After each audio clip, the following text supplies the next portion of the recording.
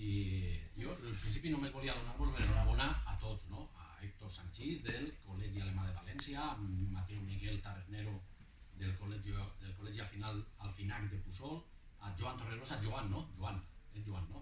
Joan Torregrossa de l'Institut Maria Enrique de Gandia, Leonardo Costa del Col·legi Santa Cruz de Mislata. Ho estic dient per a que veieu la procedència diversa de tots, a Jordi Herrero de l'Institut L'Aurona de Llíria i a Josep García de l'Institut Eduardo Primo de Carlet. Enhorabona a tots, a vosaltres, a les vostres famílies, als professors que segur que tant us han ajudat i que us ajudaran en el futur.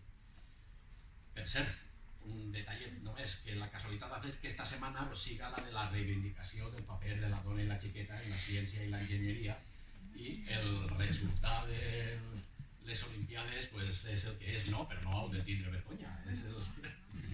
Per compensar, sí que puc dir que en el grau del grau de matemàtiques que fem així en esta universitat, en esta facultat, dels gairebé 500 estudiants que ara estan cursant aquest grau, concretament 486, 204 són xiques i la resta són xics, és a dir, un 42%. De cada 5 estudiants de matemàtiques que tenim així, 2 són xiques i 3 són xics. És a dir, que d'alguna manera se compensa el que tenim així.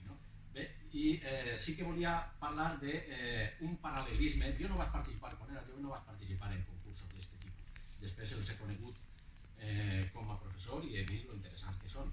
I he vist també el paral·lelisme que hi ha entre el motiu que vos ha portat així, la vostra habilitat en resoldre problemes matemàtics i el que és el que fer la feina d'un investigador en matemàtiques. Vosaltres heu desenvolupat una meravellosa facilitat en resoldre problemes matemàtics i això és el que heu fet. Ara bé, segur que no els vau resoldre tots en aquestes proves que heu fet. Tots no crec que els resolguéreu, i si els vau resoldre, perfecte, però segur que n'hi ha problemes que se vos queden sempre ahí enganxats. El mateix ens passa a nosaltres i els meus col·legues també segur que ho poden certificar.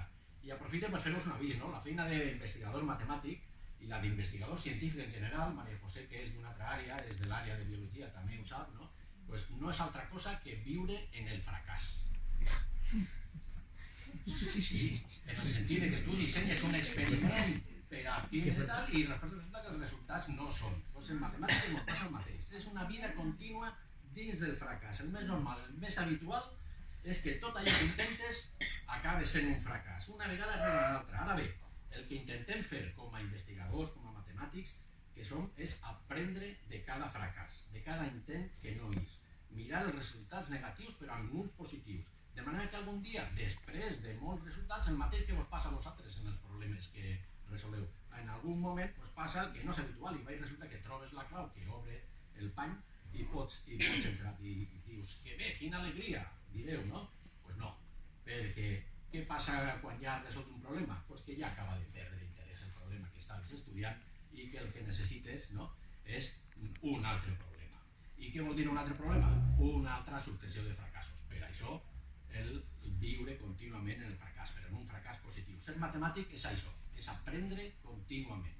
Fins i tot etimològicament, matemàtic vol dir això, aprenent. Aprenent no en el sentit pejoratiu, de que no acabes de fer bé les coses, sinó aprenent en el sentit que contínuament has d'estar preguntant-te què és el que tens davant, quina estructura amagada és la que n'hi ha darrere de tots aquests exemples, què és el que te permetrà obrir, ja dic, el pany. Si voleu unir-vos a la gran família dels matemàtics o dels científics en general o dels enginyers en general, sereu benvinguts. Ara bé, jo ja us he avisat del que us espera, del que us espera. Del que us espera, per exemple, si vos uniu a la família dels matemàtics valencians, matemàtics que estan en una universitat o en l'altra, com tenim així, però que sabem col·laborar en projectes comuns, com aquesta Olimpiada, tal com s'ha dit abans, però també, i aprofite ara per agrair la feina que fan tots els components del comitè organitzador d'esta Olimpiada. O que col·laboren els matemàtics valencians, ja dic, col·laboren també colze a colze en altres projectes com el màster en investigació en matemàtica que tenim entre la facultat i el Departament de Matemàtica Aplicada de la Universitat Politécnica o el programa de doctorat que també tenim en comú. Les matemàtiques estan de moda, ja ho ha dit el meu company coordinador de les proves d'accés de la Universitat Politécnica. La demanda dels estudis de grau en matemàtiques ha crescut moltíssim en aquests últims cursos.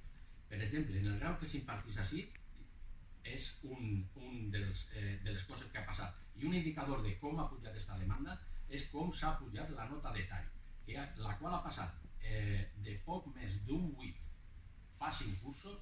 Un 8 volia dir que al final qualsevol estudiant que en preinscripció demanava matemàtiques com a primera opció, al final acabava entrant, doncs ha passat d'un 8 fa 5 cursos a gairebé un 12, un 11,8 en el curs actual.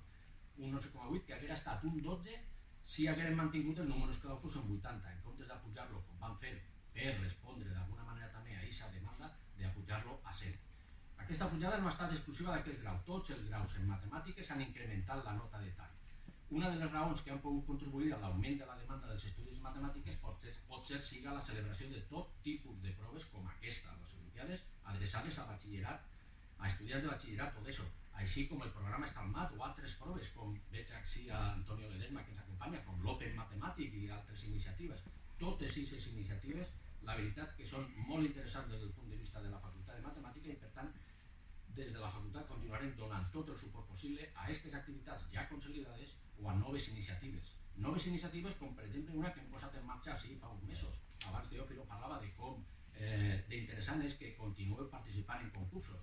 El que estava passant així és que els estudiants que venien estaven acostumats a participar en algun temps, a participar en concursos, però quan arribaven a nivell universitari ja no tenien aquesta possibilitat.